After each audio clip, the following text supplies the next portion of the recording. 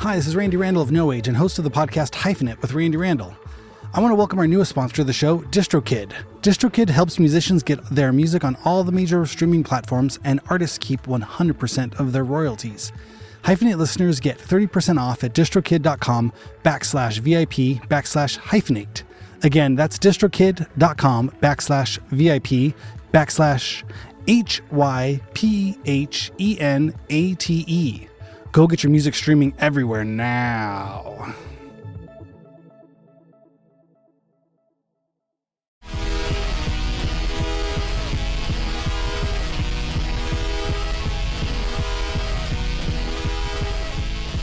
What's happening? Thanks so much for tuning in to Hyphenate Halftime. I'm here with my good friend Aaron Farley, coming to you for an evening record. If any of those playing along at home, you will know that the evening records get a lot funnier and punchier and more conspiratorial versus our morning halftime records, which are very sleepy and cheerful and optimistic. Is that correct? Welcome to Dark Evenings with Randy Randall.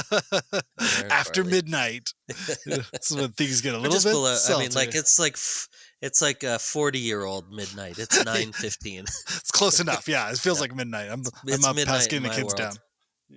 Yeah. So, what's happening? You were said you got shit to do. You got stuff going on. Well. So I'm technically on my second to last week of school.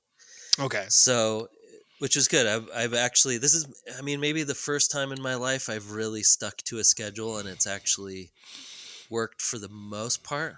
Like slightly, like the procrastination is like 60% lower than normal. So that's been a good.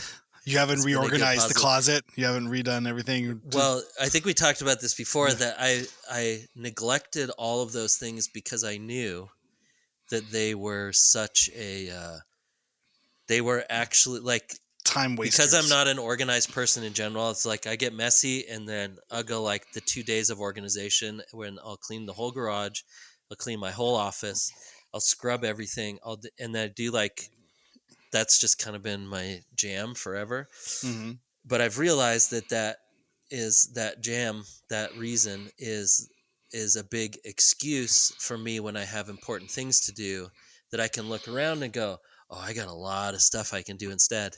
I've got exactly 40 more things to do instead than the one thing that I have to do. And I've always had that.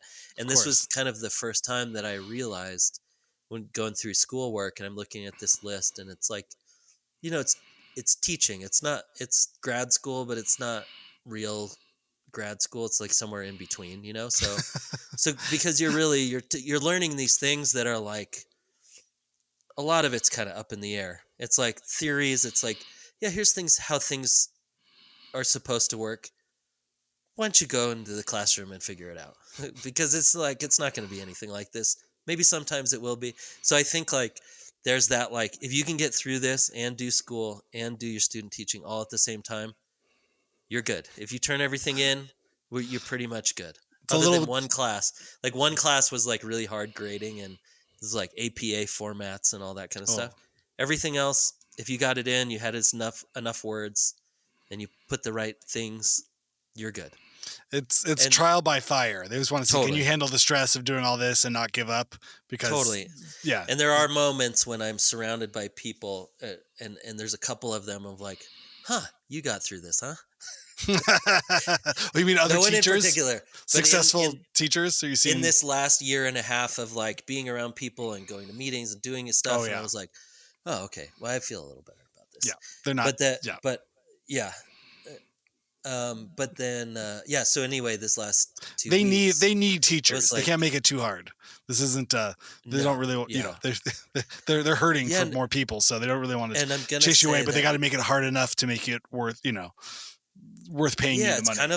It's kind of like what is it when you go into a frat? It's almost like a year and a half of hazing. Yeah. Okay. It's just like, we're going to get you to do all these things. And granted, there's also, if you do take it seriously, which I made it in my mind, I was like, I'm not going to just like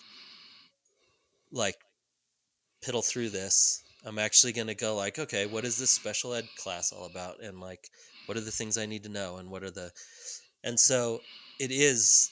There's a lot of really good information, and there's a lot of surprising things that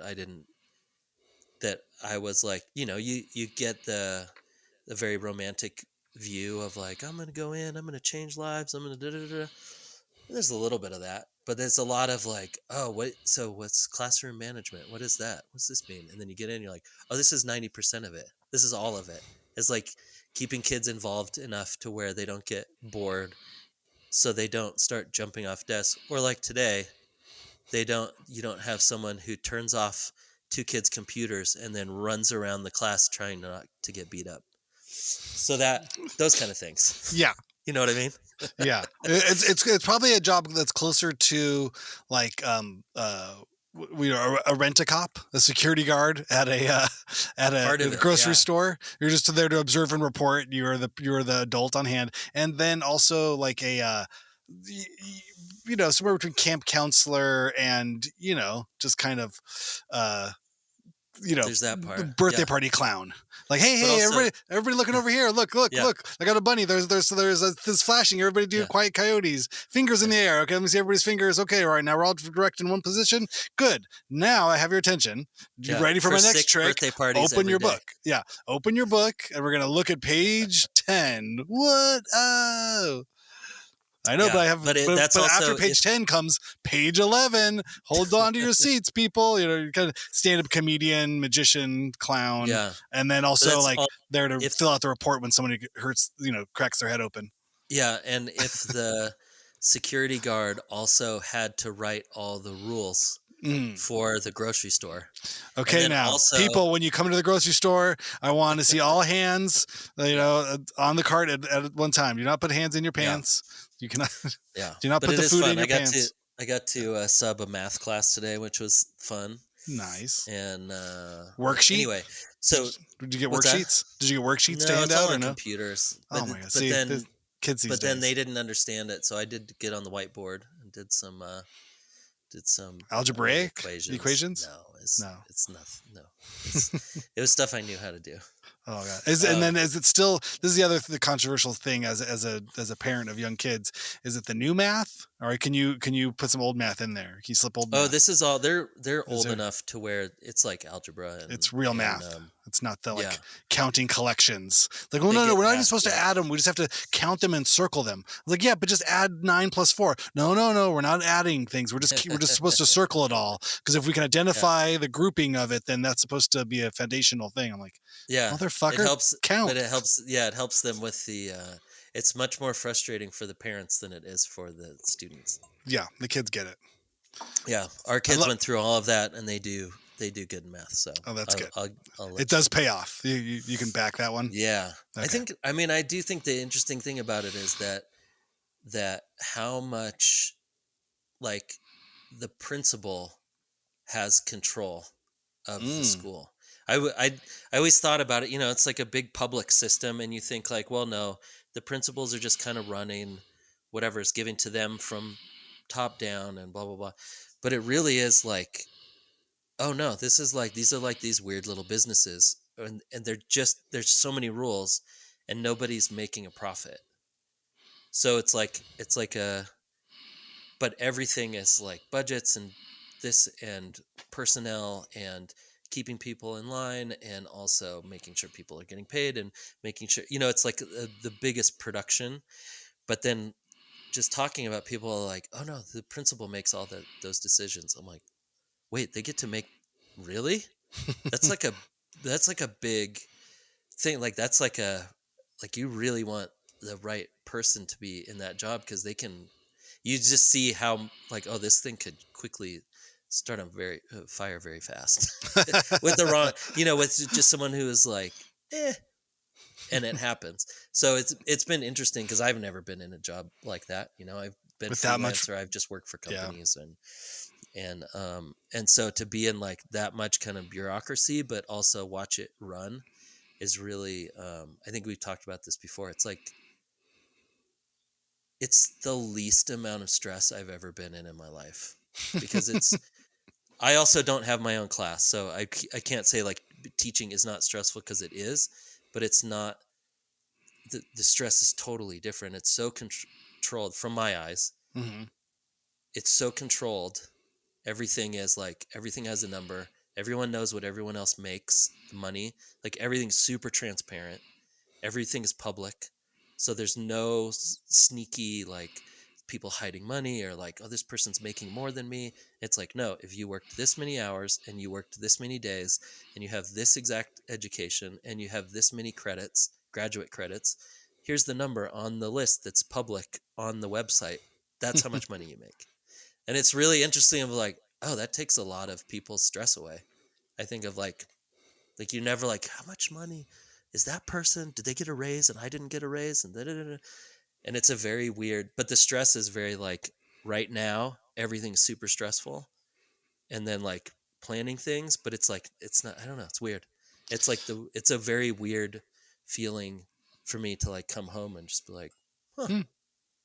And yeah, I don't know. I'll go do this tomorrow. I I'm don't have it doing it to think tomorrow, about and it. it's the same kids, and we're just like on Wednesday instead of Tuesday, and it's a lot of the same problems, and maybe not, and maybe this person broke up with their boyfriend, and they're gonna be bummed for a week and yell at me, and it's gonna be fine, and then their mom will call, and I mean, it's just like, it's so weird. It's the weirdest thing. Of like, oh my god, this is the weirdest. This might be the weirdest job I've ever had.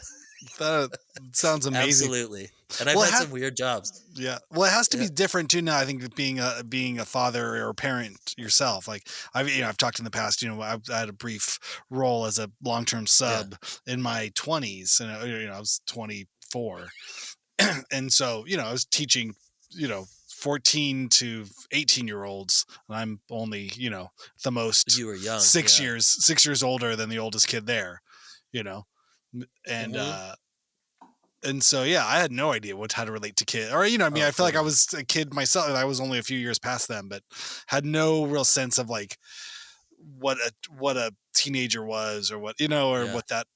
I don't know. I was I just too never close could to have it. done it. I Yeah. never could have done it then. And like you said, like I'm almost 50. And so for me, And a father the of two biggest, teenagers too. I think that's what I was trying to relate. yeah, Like yeah, totally. you understand these are people, that these used to be sweet children, and now they're just going through teenage shit, and they're not monsters. They are Yeah. just but small young adults, Yeah. or They are old monsters. babies. Okay, They're or they are totally monsters. monsters, Okay, okay, but good, they're good. just little monsters. Yeah, they're fine. And they're going, the amount of change that kids go through like in a matter of like a month.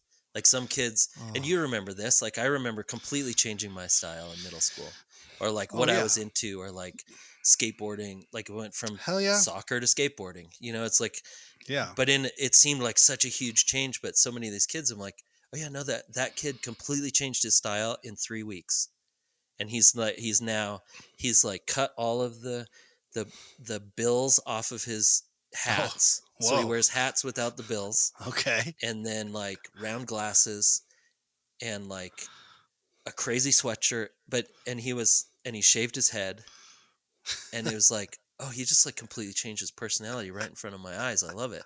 This is great. It, it must And be he's so. changed and he's like more out, like talking to people and has friends, and I was like a different kid. I forgot that middle school is this like big change, like time, you Just know? little butterflies cocooning and Yeah. Yeah, exploding all weird. the time. Well, Yeah. it must be surreal too, just seeing like the comeback of '90s fashion sense. And Oh then yeah, so looking totally. at being back in junior high, and everyone's dressing like they were in the '90s. He was like, wait a Uh, second, this is like some form of hell. Now I have to relive this thing, like all the bad fashion and the yeah. Jinko jeans and what the whatevers, Or but even the dumb shit. some of the music, like it's like every once in a while a song will pop on and you'll go, "What are you listening to?" And they're like, "Corn." Like Oh, corn. yeah. And then you listen like, oh, did I never listen to other corn songs? It's not a bad song. Like, wait, no, no, no, no. It's corn. It's corn. Yeah, it's so funny. That happened with Yeah. Lila once. She played It's corn in the car, and I'm corn. like, wait, why are you playing corn? She's like, oh, you know who this is? I'm like, Well, like, yes, I know who this is. are you down with the sickness? But she posted her like April photo dump, on her Mm. Instagram with Sunny Day Real Estate. Oh, I was like, oh, it's amazing. my favorite song.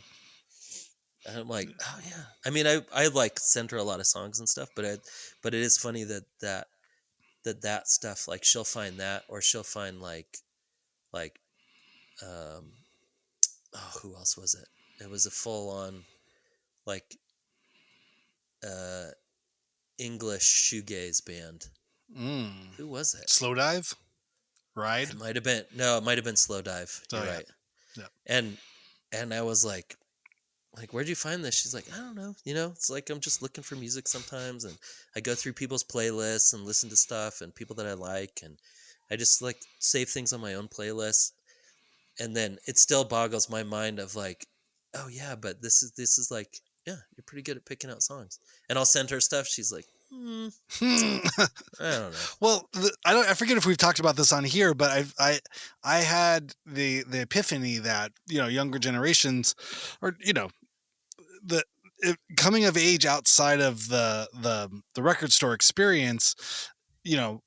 It's easy to say how great all that was, it was our life Yeah, changing experiences, everything. But I realized how limiting it was, because if the record was not on sale or readily available, yeah, or in print, or overproduced copies that would be in the used section, that we didn't know what it was. But now with streaming, there is no scarcity. There's no no, longer a scarcity of music. Like, if it's the band's, a weird rare band, and a record that was always out of print and was like only owned by a handful of collectors, it was a small run. It is now up on streaming for everyone to yeah, hear. And if you're a certain, you know, minded listener, a young listener, and you want to find out about this band, you can listen to their entire discography ad nauseum. And there's no hidden, there's no like, oh, I just discovered there's like a import thing, or yeah, what I mean. It's like everything is out there, like from minute one. You could binge it all yeah, and have a really thorough understanding, far more than we would ever have, because they only had that one record. And then if they got another one in, it might have been $50 because it was out of print. And you're like, well, I yeah, don't know, I don't have that. And if you don't know anybody that had that, it would put on a mixtape for you. You just never heard it. Like, oh, that was the cool record that was always behind the counter. yeah. You've heard about that song, but you've Right. never Yeah. heard the I've song. seen the Yeah, it's cover. weird. Yeah. But Well, now and it's all out there. yeah, It's very common and very casual. It's like, oh yeah, whatever. I listened to this. I'm like, that is a rare, or it was a rare record.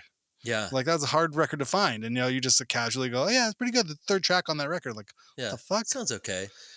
Yeah, Yeah. the mix is a little weird. I don't know. Yeah. I Yeah, mean, they have. yeah. They definitely. I mean, I think most kids. I'm sure that there's obviously there's still like the record nerd kids who are Yeah. totally into all that stuff, but then it seems like they have such a different um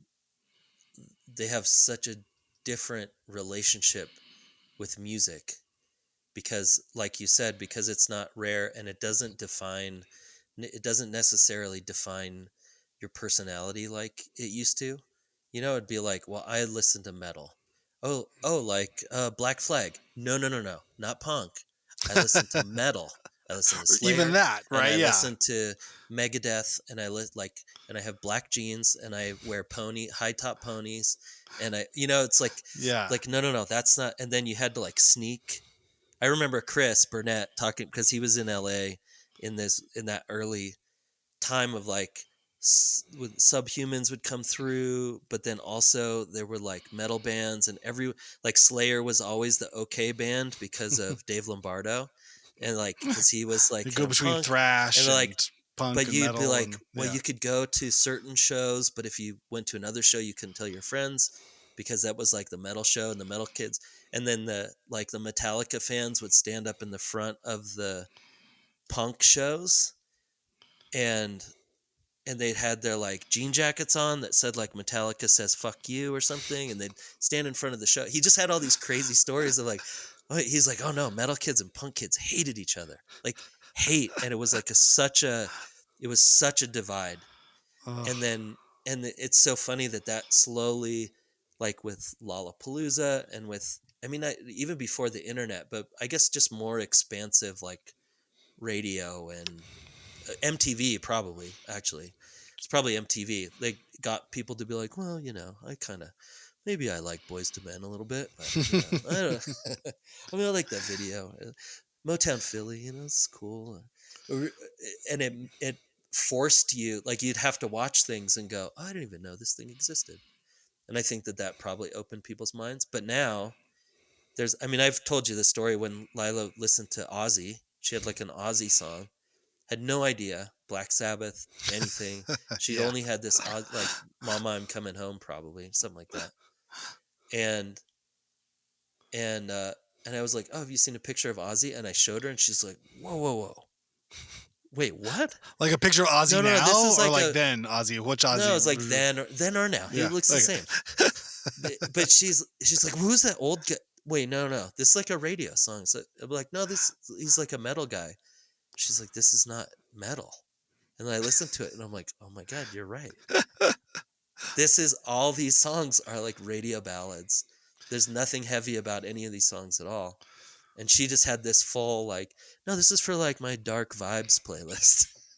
oh my God, It's that's awesome. She had hilarious. no idea. And now she's like knows Black Sabbath and stuff, but But but I think it it's was also more of interesting. a vibe because none of the artwork or any visuals go along with it because they're just getting stuff off Spotify. The little photo is so tiny Mm-hmm. that it doesn't come with all of the stuff that you would know about the band and Or the with era, the signifiers or identifiers of a certain even what genre year it was are. Yeah. made. It doesn't even matter because it all exists in the same place. It's all brand new because it's all on your phone. And so it's like it's just these songs, and it's kind of how, I mean, maybe how music is supposed to be eventually, that it's just music, that it doesn't matter. It was made in the 50s or the 40s or the 70s or whatever, that it's just like, no, man, it's a vibe. That's on my vibes list. I was thinking about It's Ozzy. interesting. I was thinking about Ozzy too, and just in his, kind of second career, or third, or what, his first, second career, when post Black Sabbath and going solo, that there had to have been, just a huge part of, like that it was like, oh, well, I can still go see Ozzy, even if Yeah. whatever Black Sabbath was doing, it's like, well, there was some connection to, like, if you loved Black Sabbath, oh, well, we got to go see Ozzy. Like, well, Yeah. what does he do now? Like, I don't know, but he's saying, and he was in that band. And Yeah. then, but the idea of, if, like you said, they're kind of, if all music is evergreen and timeless, it's like, would you need to go see, the singer from some band? You know what I mean? It's like, oh, I love that band then, but I'm just gonna go listen to that record. It's like, still, it doesn't feel outdated. Like, you're like, you know what I mean? Or if you love that band so much, you're just gonna listen to that music. Like, Yeah. that like having a member of a band do a new record, does it even matter? Because Yeah. there's I other don't stuff know. is still living 24/7. Like, it's not like you even need I don't even need a new record. I just love that one record. I just love Yeah. that one thing. And you're like, okay, but they have 8 other records. You're like, yeah, but I just love this one. I'm like, Yeah. okay. And I mean, I guess that's kind of what, even in art, like in my, uh, in high school in the 90s, early 90s, that box sets and greatest hits became like the biggest thing. Box Oh, sets were right. like Yeah. the hugest thing, but greatest hits, everything had like a greatest hits in that era. And I realized, like, years later, like, I had never listened to any Bob Marley other than Legend because Oh, that's yeah. the only CD I had. Yeah. I was a huge Queen fan. I had never listened to any Queen other than the Queen's Greatest Hits double CD. Hmm. And there was one other band. Anyway, Well, it's and hard so when there's later so many on, like, great I end up getting, hits. You're just like, okay, well, that's why would I listen to all the fluff or the filler B sides? Like, you're like, oh, but it's really good at this record. Like, yeah, it has the 2 good songs on it, and the rest of the songs I don't know. Like, yeah. that doesn't And make a great but record. I like also, the yeah, best and you're record like, is the well, one that has all the best songs. yeah, and you're like, well, so I'm gonna spend $15 on a whole nother record where I've never heard any of those songs. I don't know. So back Yeah. then it definitely was like, well, I've got all the good ones. Those are all I need, right? And so then later on, I end up listening to, like, all the old, like, uh what's it called, Heart Attack from Queen, Sheer Heart Attack, and Hmm. like all those records. Like, well, they made punk songs. Well, Queen has some crazy punk songs.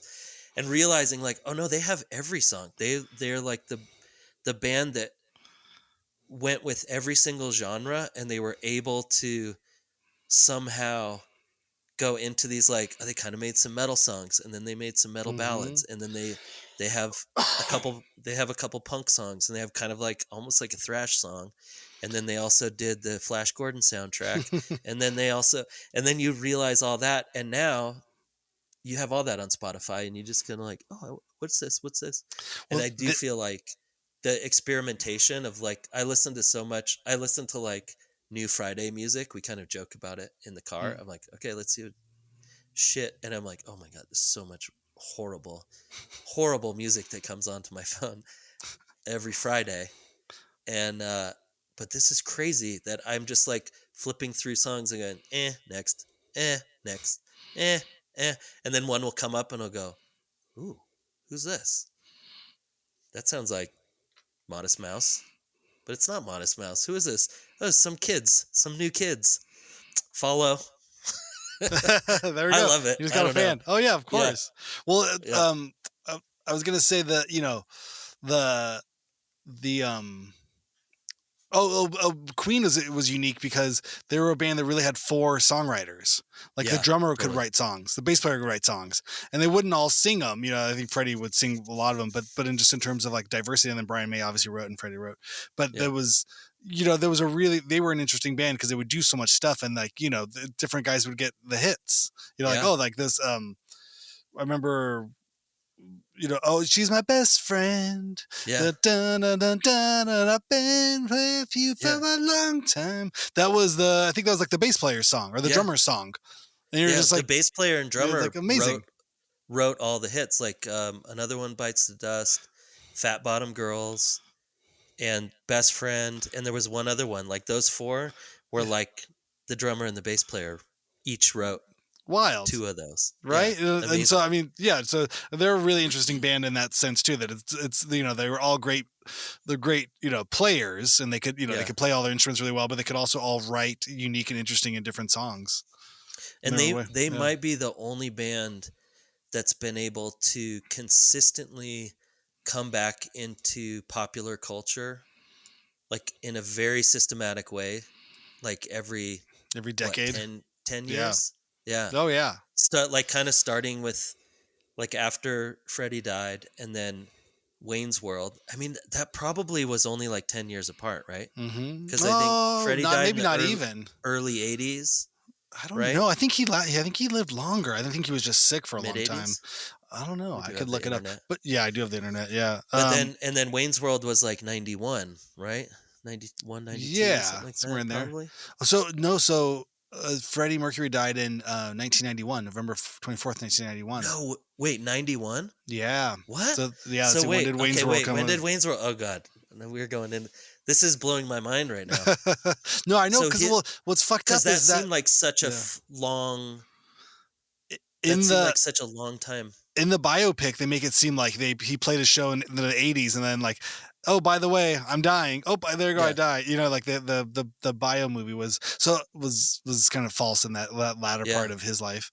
But the Wayne's World came out in 1992, so only 1 year after. 1 year after Freddie died. Mm-hmm. But I have a feeling that he had been sick and had kind of retired or had stopped performing music for a number of years prior. I know he put out a couple solo records that while he was sick, but so that's crazy. So that was only a couple years, right? It was only a couple years away, and I thought that was 10 years. So anyway, but always, I think that's the thing. Good material will live on. I mean, even like from whatever the big theatrics and the big everything, how they looked and all that stuff. It's like, but the songs still remains. The songs are going to be good songs.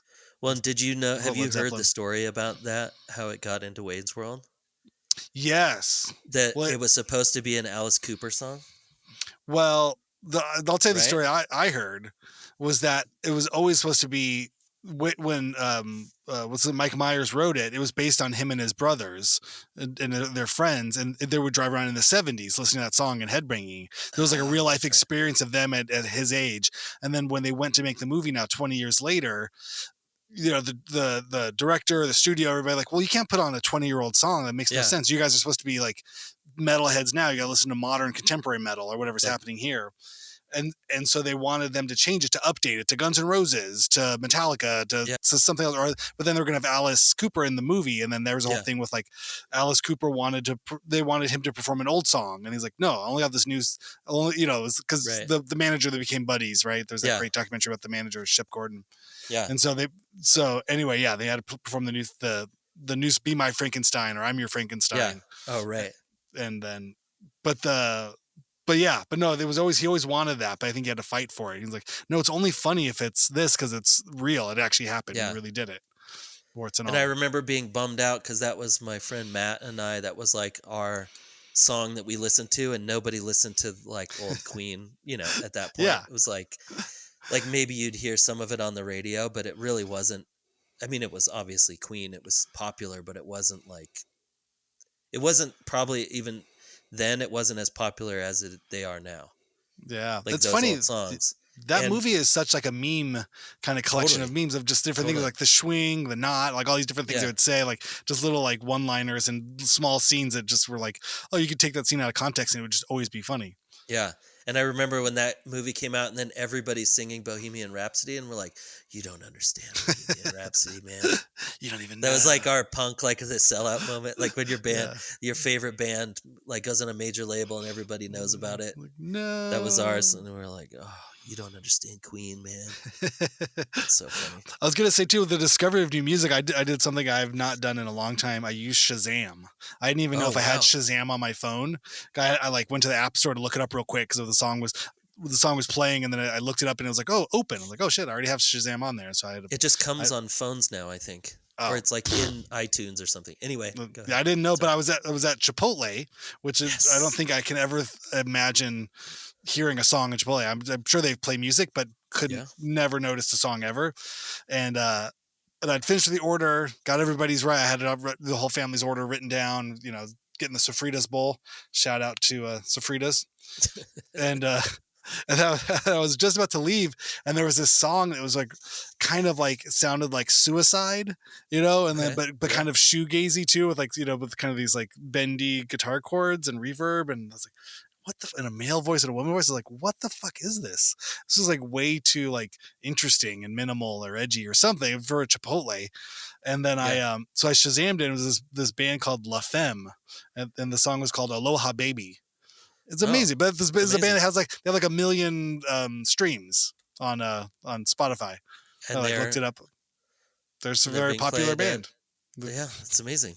I love it. But it was really like I was laughing at myself. I even like put it on today again too. I was like, I like the song, and then I was trying to think like, do I listen to the big question is, do I listen to the other songs? Yeah, always listen to the other songs. I guess I got to. I'm enjoying this one so much. I'm just enjoying this one. I think they might break my heart. Do you want me to listen to the rest and give you an update? Yes. I think, you know what, Randy? I think listen to 40% of this. 40% you'll be good. All right. I think I'm going to give you you have a homework assignment. By next week you have to report on La Femme. If any of it's worth listening to. Whether you'll like it or not. Outside of my favorite Chipotle music. whether it reminds me also of eating burritos. Yes. I think I was also very hungry too, and just the happiness and giddiness of potentially preparing to eat way too much salty chips. I was in the right frame of mind to enjoy something like that. Oh, that's amazing. Well, speaking of music, I was going to say that that we need to get a sponsorship of like the mini pedal amps. Oh, like the micro pedals? Like the pedals that are like amp heads. What is that called? Preamp? Preamp in a box? Yeah, it's like the preamps, but they're like the stomp boxes or whatever. Okay. I got one I think I forwarded you one for the what was it, like the Silvertone?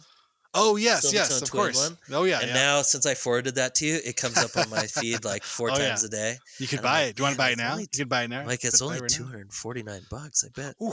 I always wanted one of those. Looks pretty good. It sounds good. Yeah. But then they oh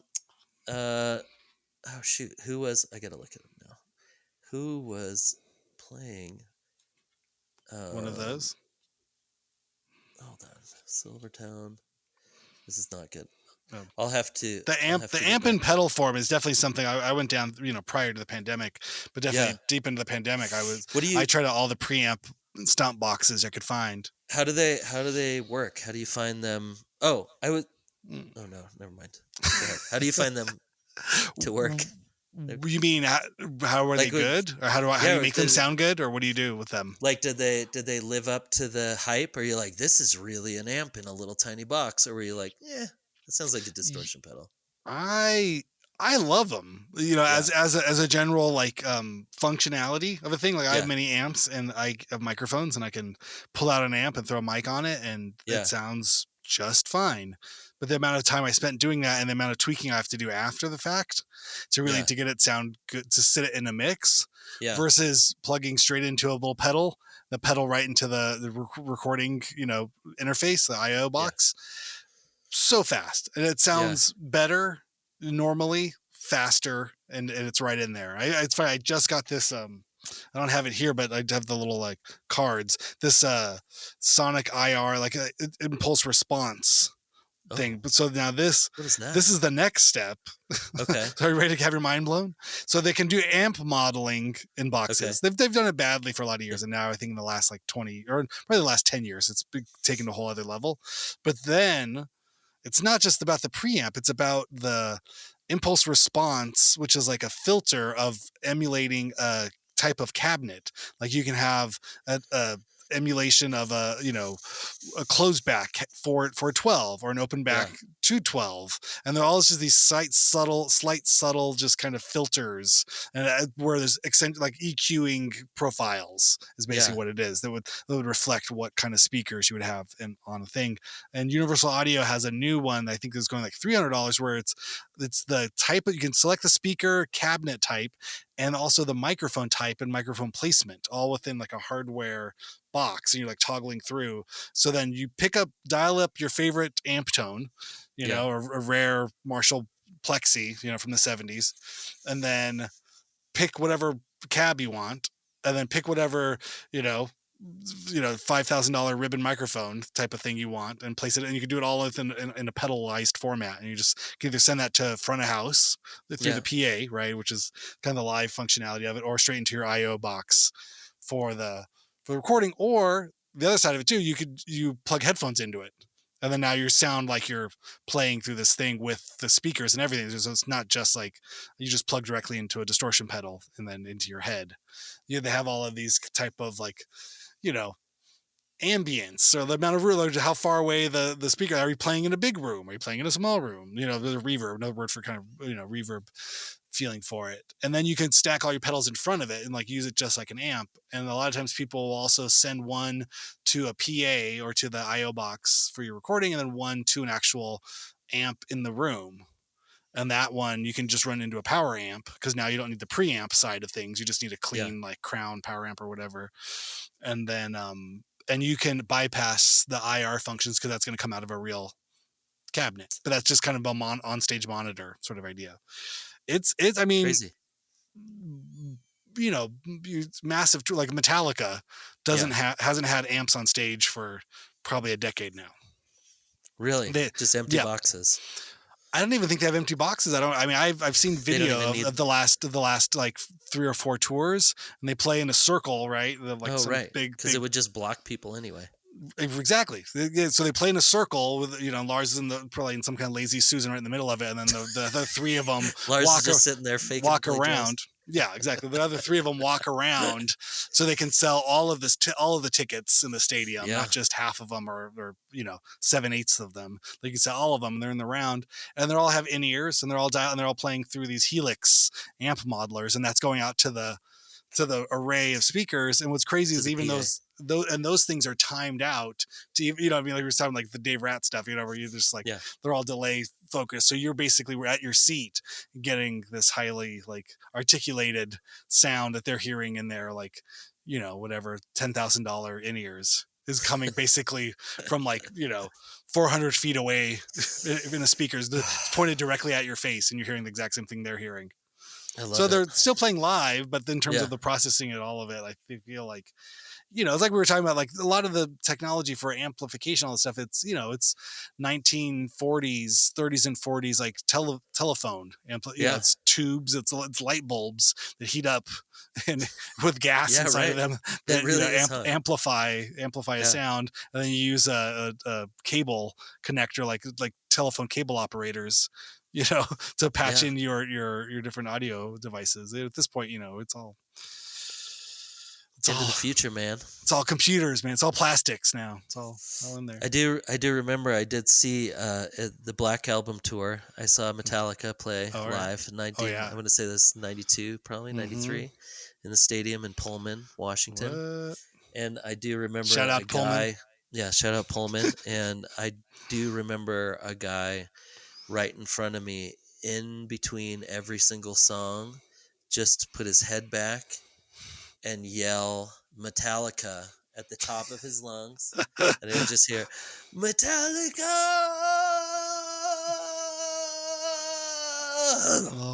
and then he'd slump over and take a drink. Metallica, like the whole show. Now and then I just remember them having like one of those fireballs. Yes. Can you put that in a pedal and just hit that the after Metallica every song? guy, the Metallica guy in front of you pedal. Yeah. And then I do remember them setting off this fireball, and like a heat, it was like a heat cannon, like I don't know what it was, heat explosion. But I just remember this like, poof, and then 2 seconds later, like 150 degrees of, and just going, this is the best thing ever. So fucking amazing.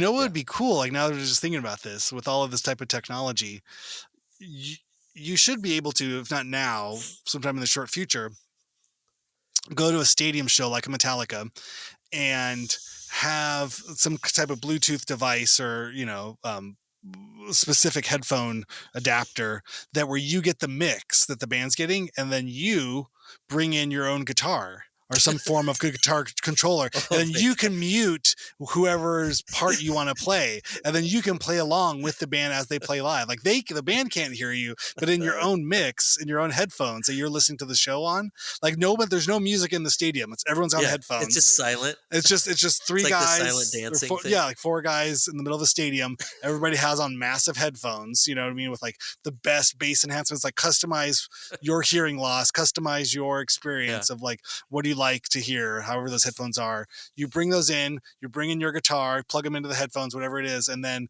you just dial in like, okay, I want to play all of Kurt's solos now in this one. And then you could also forego it. You could also, I'm just here just to listen. I'm not going to play along to anything. Maybe one comes with a microphone. You can do all, you mute his lyrics and you say, or you can, turn his lyrics down and you sing your own along with it. And then you can live, and then you record it. And then at the end of the thing, for an extra whatever, $60, you have your own MP3 of you playing with the band. You are in the band. Wow. Why is this not being done? I love it. Or maybe it is being done. I don't know. But I feel like, this would be the ultimate concert going experience.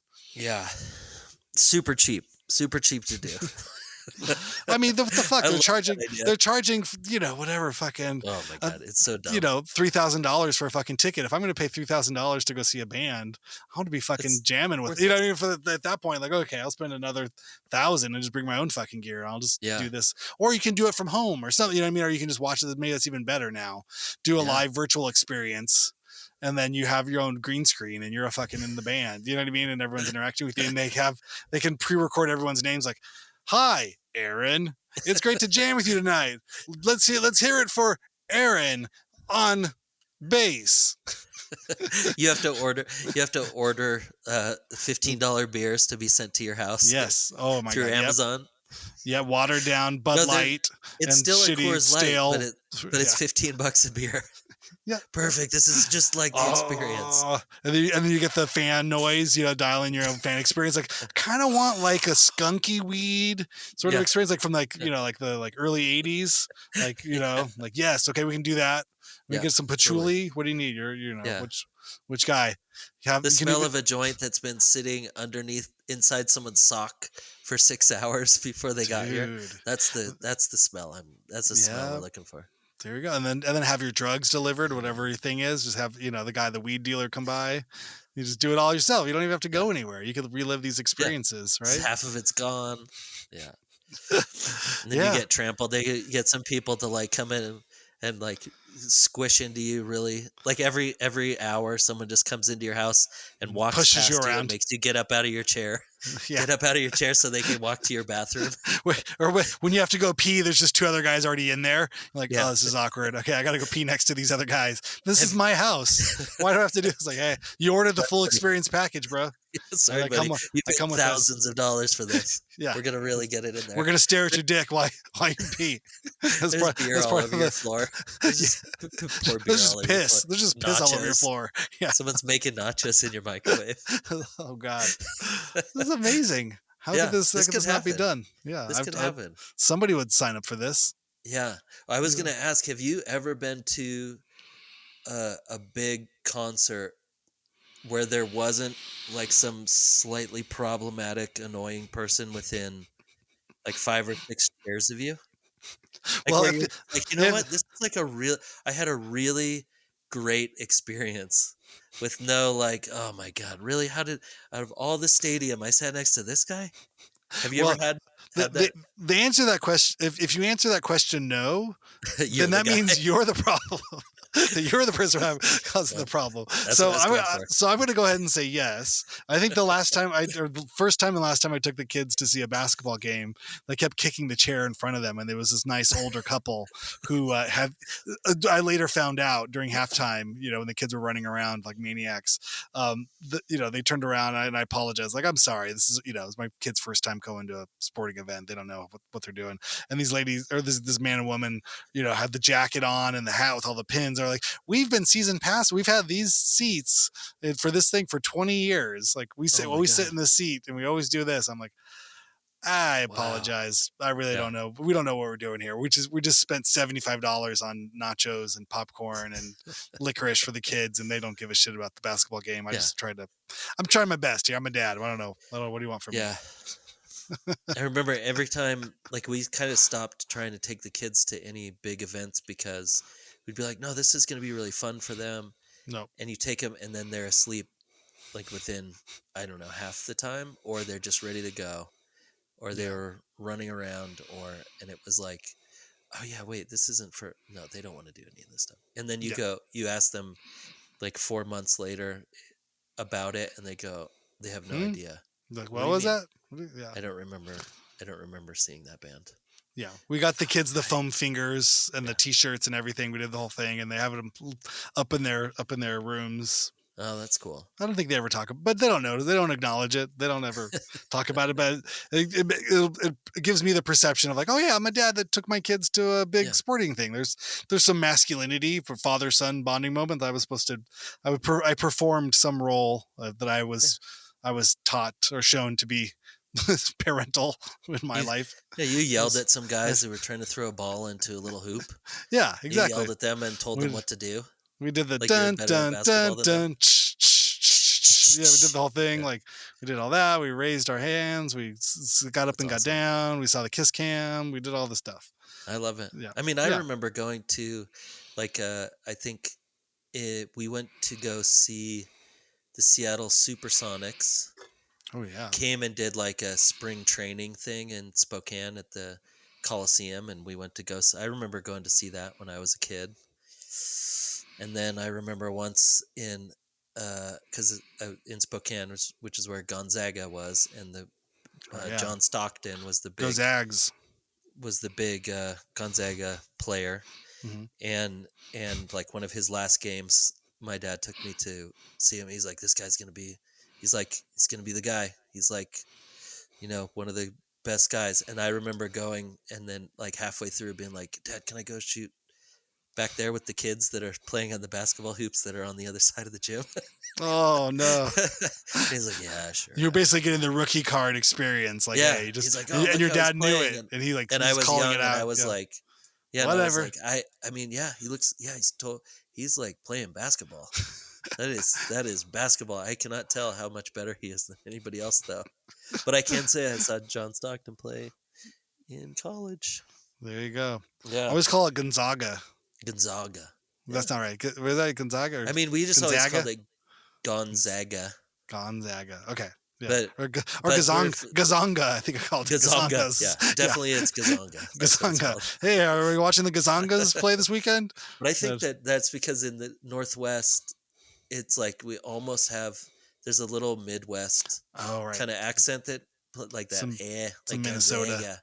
It's Yeah. gonna be Gonzaga. Yeah. I don't You're know. so close to Canada. I get that. Yeah. A. I had the random thought, shifting gears ever Okay. so slightly, that I don't think, speaking of dads and sons and fathers, this kind of thing is what we think of. I don't, what's the right way to preface this? I feel very comfortable using a backpack. I would imagine you have a Yeah. backpack, right? Yeah. And within once a week, you probably use the backpack to carry stuff. Maybe more. I mean, I do now because of school. I had to get a bag, and I chose to get a backpack. So Yeah. yes, But I even, went backpack. prior to school experiences, just a grown man with a backpack, I've it's always not had a unusual. backpack. If you see, yeah, you always just have a backpack. And you can use it. You go into the beach, throw stuff in the backpack. You go in there, you're going there. I don't think my father ever had a backpack. I don't think even when he was going to school, he had a backpack. And then it's certainly not as an adult.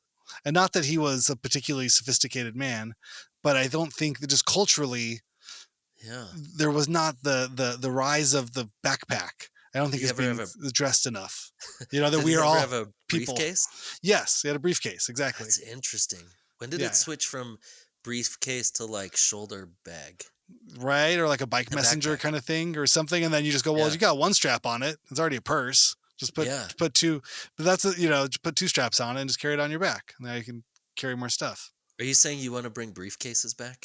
I don't think so. No, I would don't love think. it if you just started showing up with a briefcase. Hello, here's my briefcase, and then They're like, we have. click, click. I Do you have a table that I can put my briefcase on? I have a newspaper and a thermos of coffee. I take the top off, Yeah. and that's it. It's like I'm not carrying documents or filos or The one facts kind or of whatever. thermos that existed back then. Yeah, There's and literally one thermos for 45 years. yeah. I remember we spilled it all when we were in the desert Yeah. when we were shooting at 3 a.m. in the morning. Yeah. But yeah, I just think it's just I don't know. There's just the thought of like, is this part of the infantilization, of culture, or like, are the youth just sort of acceptance of that we're all just a little bit younger, or I don't know, or just that kind of the Comfort. stuff that you don't get rid of your kids thing. You don't stuff when you transition out of college or out of high school. There's a lot of that stuff in music, clothes. There's not this kind of like, now I'm entering into the adult world. It's like the adult world is still pretty enmeshed with whatever youth things, and that's probably part of our generation. We probably have done that. Like, you can wear a hooded sweatshirt around. Like, I don't think my dad really had hooded sweatshirts. Right, that was a thing, for those generations. Sport coat. Yeah, was like a big deal. You had to get. I mean, I remember even getting out of college. My dad's like, well, I don't know. And you might want to get a sport coat. I'm like, a sport coat and a tie, or like a ripped up T-shirt and jeans to work. Yeah. What do you mean? Or even I'm not wearing like dress shoes, ties. Like, there's a place and time. Like, I own those things. Well, there was a certain thing, I think, like as you became an adult, you got more and more uncomfortable. Mm-hmm. It was a whole thing of like, no. We get rid of comfort and we become uncomfortable. And the more uncomfortable you get, the more the higher paying your job is. So it's like you have to, like, if you're working like construction and you're working something else, like, okay, you're wearing a t-shirt, you're wearing a warm jacket because you're working outside, but then you get up to like a manager or you're working at the front desk or something, you're wearing a button up, but you're not wearing a tie, but you still have to have a button up. And I still have that in my, like, even now, like some of the bunch of people, it's the weather's getting nicer and people are wearing t-shirts and stuff. I'm like, I don't know if I can wear a t-shirt to school yet. Mm-hmm. I feel like it's instantly the kids are going to go, we got him. All right. He's not really that old. Loser. You don't have a button up on. Listen to man in your 50s with gray hair and a large beard. Yeah. What is it to, like, you feel like those buttons are somehow kind of like the little more shields. The more buttons that you have buttoned up on your shirt, the more authority you have. Ooh, until I like you get that. all the way up here, and they're like, "Whoa, he's buttoned all the way up to his neck. This guy's serious." But I do feel that way because I mean, I remember having all those conversations with my dad of like, "Listen, you need a nice shirt, at least 2 nice shirts, and you need a nice pair of slacks, and and I'm like, Dad, I'm a photo assistant. I'm not like, this isn't how, But like, if I dress for the show up job like you that, they'll want, be not the like, job you have. yeah, they'll Yeah. be like, who is this serious weird? Like, okay, all Did right, you Dad. just come from court? Were you Yeah, at a funeral? exactly. Like, Whoa, are you being who are you indicted? running from? Yeah. What is going on here? You must have been Don't worry, doing you something can hide very in the back. important. Yeah. You clearly did not think to dress like this to come to this job. You're on your way Yeah, to a better job. Are you yeah, moonlighting as yeah, a chauffeur or as a yeah. waiter or I'm something? like, Dad, I'm busy working on like Yeah. always wearing 2 different socks. That's like Yeah. my thing. No, but it is funny though. But I definitely, even when I started this and like student teaching, I'm like, God, do I have to wear like nice pants and shoot? Like, can I wear running Nope. shoes? I don't. I Yes. took it so seriously, and then you walk in, you're like, oh yeah, no, it's fine. I can Yeah. wear whatever I want. I'm gonna buy some yoga pants, some Lululemon, some Under Armour. I'm Yeah. good. Good Oh, all like year that guy. round. That guy has shorts on. This guy, yeah, no, we're good. We're fine. Yeah. It's amazing. Have you seen those videos of kids calling their teachers by their first name? Yes, I It's love it. great. They're like, hey, whoa, whoa, hey, whoa, whoa, whoa. You're going Yeah, too far, buddy. I got you. yeah. I got you for It's this such a weekend. weird thing. Detention. We're gonna get you here. Yeah, it's great. Oh my god, it's such a that's such a. I mean, even just today, like my cooperating teacher said my name. He was asking me something, and the kids turned around. They went, "Your name's Aaron?" Mm. I'm like, "Yeah, you've known me for 7 months. I think you've all asked me this multiple times." But the amount of information that they don't know, they'll be like, "Wait, you have a kid that goes to school here?" I'm like, "He's in this class. Like, he's sitting right there. Yeah, You don't hear he's him the one call I me keep dad calling all day?" son. Yeah, Yeah, he's the one. only person in this class that calls me dad. Yeah. So you didn't think like maybe that was actually my kid? You just thought that was a weird Like, thing he would say to the sub. yeah, like, wow, why does he keep calling this up dad? Well, That's weird. he's got issues, man. Oh, I feel bad for that kid. Yeah, That's it is amazing. fun. But The other thing that's also yeah, tells me, I'm like, oh, you guys don't know anything or they don't take pay anything attention. seriously. They So this is don't great. notice it. This makes my job much easier. Yeah. They It's are day to not day. Clouseaus. They're not Yeah. And again, I will inspectors. preface this by saying, like, I have the easiest job ever because I'm a student teacher. I am not. You're not running you're not a real I'm teacher. not running my own classroom. So for Not me yet. to be like, oh, it's fun. Just wait. Let's hopefully I get a job by next year and we can talk about this. And I'll We be will. exhausted and I'll be like, oh my god, I'm going to play everything I this said clip is for false. you. Everything I said is Yeah. wrong.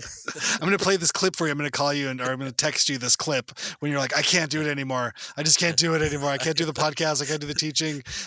They're killing me. They're destroying Yeah. They're eating me alive.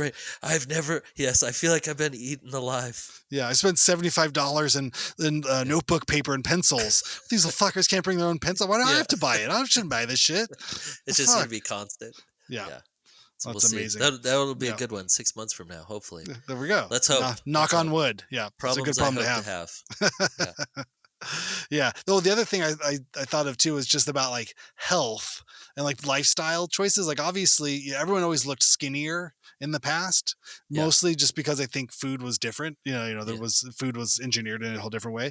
But I think also people also looked older, and not just because of fashion or the sense of it. I honestly think the amount of alcohol and meat and cigarettes that were ingested from like from like 12 years old, into your 30s. Like I think just physically aged people, like, older, like if people, look at pictures of people in their 30s, they look like they're already in their 50s. Just the amount of like, just sunken in, like bloated or whatever, just like wrinkles and the whole life of just I think, life was just it fucked you up more. Yeah. 30 to 50 was different back then. I think that I feel like maybe 60 or like 55 to 70 still is probably kind of similar-ish. No, not really. Actually, no. I mean, that's always this picture like Yeah. Wilford Brimley is like as old as Paul Rudd is now. The cast of Cocoon is younger like than Paul 52. Rudd and Tom Cruise. I looked it up. One of those like Golden Girls or something came up. Oh right, yeah. And it was like the grandma on Golden Girls in this photo is 48. Or it was something crazy like, wait, what? How old? Or it was like 54 or something like that. And I'm like, yeah. oh, Oh yeah, 54 is much different now. Although I did see something the other day. I was like, do you ever see someone who's really old in the same room as you, and you look over and you go, and then you realize you went to high school with them? No. I'm like, yeah, That's that's fucked up. happened. Yeah, like, well, they look like shit. Oh fuck. Yeah. They're like, Yeah, oh, but I look just at think that old. Oh, wait, I'm I older just than think the them. amount of secondhand smoke or even firsthand smoke, Oh, obviously totally. was just way more I bet you're prevalent right. and I everywhere, bet and the just the amount of fact red that it was meat and just smoking in public, and so everywhere you went was just smoky. Mm-hmm. Yeah. And then I mean, it's good despite for you, even but yeah, right, yeah. But I mean, if even if you weren't a smoker, you were getting so. But if you yeah, were, which a lot of the big percentage of the population was, yeah, that just ages you. We know you look like a piece of leather or like a worn out sock so quickly like. I know. I mean, So, I saw a photo but the other drinking day. water, doing yoga, just stuff that's pretty common, pretty like basic, you would say, Yeah, like stretching, yeah, having a water bottle with you, hydration, just any awareness of that was just, just was non-existent at those times. And I think those are the kinds of things too that would age you up. yeah, Just, yeah, totally. I mean, I uh, remember looking at a photo of my grandma when I was a baby, and she was like 45, or yeah, she would have been like 50, like my age, and yeah. she looked still like my grandma looked when she was like 60 or Yeah. 70. You know, I mean, I think I say fashion and 60 like it's a haircuts and long all that ways stuff away, is, and I'm like, oh wait, that's only 10 years from now. It's it gets crazy. closer every year. Yeah, I don't know. fun Anyway, times. a few thoughts. We had a guest on this last week, and I'm glad we have this show that we have now, and we Yeah, will address next week's guest on yeah, next week's show, yes, and we can get perfect. into whether or not which guest it was. It's an unknown uh, factor of who this guest will exactly be. Yes, But this is the Twilight Week. Twilight Week. yeah, what does that mean? It's just I don't know. It seems this like we're in the middle of. that's sparkly vampires. Time does not exist this week. Yeah, but this technically is your halftime hyphenate. Yes. Halftime hyphenate halftime. That's what this is Welcome called. to the darkness hour. Oh my Halftime god, hyphenate. dude! Yes. It is after 10 p.m. I know. on a I should Wednesday. have been. We've turned into pumpkins already. Time to Yes. go. Time to go All to right. bed. All right. Well, I thank you. It's good to talk to you. Good to see you, and I will see You too. you next show next Monday. Yeah. Awesome. Thanks, Randy. All right. See ya. Bye.